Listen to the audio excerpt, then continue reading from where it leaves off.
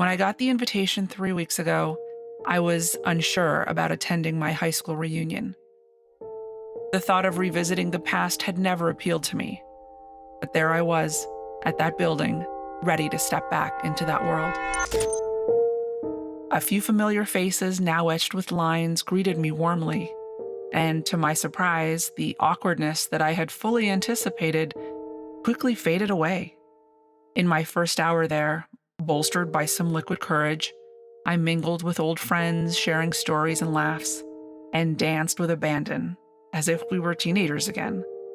Even the mean girls from the cheerleading squad now seemed uncharacteristically kind. And then I saw him. Daniel, my first love. The one who stole my heart and shattered it into a million pieces. After a year of me crushing on him and him calling my house and hanging up over and over, we finally got together in senior year, and it was all-consuming.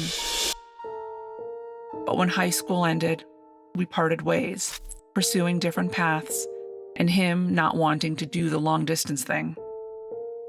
And now there he stood, looking just as I remembered him, with that mischievous smile that always made me weak in the knees. Daniel's gaze met mine, and I found that my feet had already started walking towards him. The years that had passed seemed to melt away.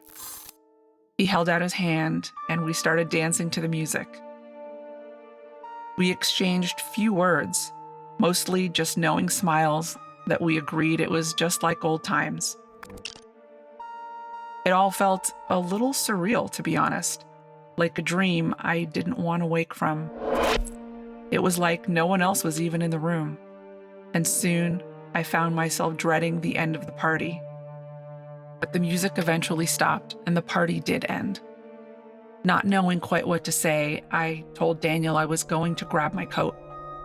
While I was waiting in the coat check line, one of the cheerleaders leaned in. "Are you okay?" she asked. "Daniel's accident must have been so hard for you." I had no idea what she was talking about, so I asked, "What accident?" 6 months ago when his car got hit by the speeding ambulance. So tragic. She saw the puzzled look on my face and told me that Daniel died in that accident, along with the ambulance driver and the patient inside, who was a priest. Everyone at the reunion apparently thought I knew about it. A wave of disbelief washed over me. It didn't make sense. Daniel was right here with me, dancing and very much alive. But as I turned to where he was standing, I saw his image flicker like an old film reel, and then he was gone. I stood there, barely able to breathe. Did I just spend the last hour with a figment of my imagination?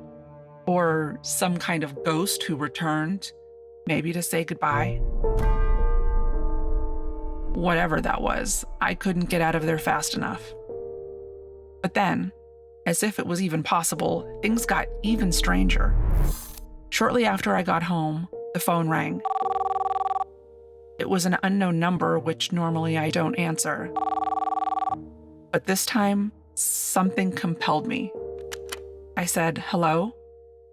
On the other end, a faint crackle, silence, then a click, and a dial tone.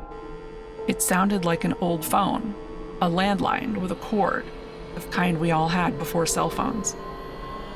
After that, I couldn't sleep. My mind raced with possibilities. I sat at my computer and started searching online to find out what might have happened. It turns out that lots of other people claim to have gotten phone calls like this, calls from the other side, after having a ghostly encounter. It sounded crazy, but I didn't know what to believe at this point. Then I started feverishly searching for information about Daniel's ambulance crash. When I opened the first article that came up, it said I already viewed this article. And though I have absolutely no memory of it, my eyes suddenly filled with tears.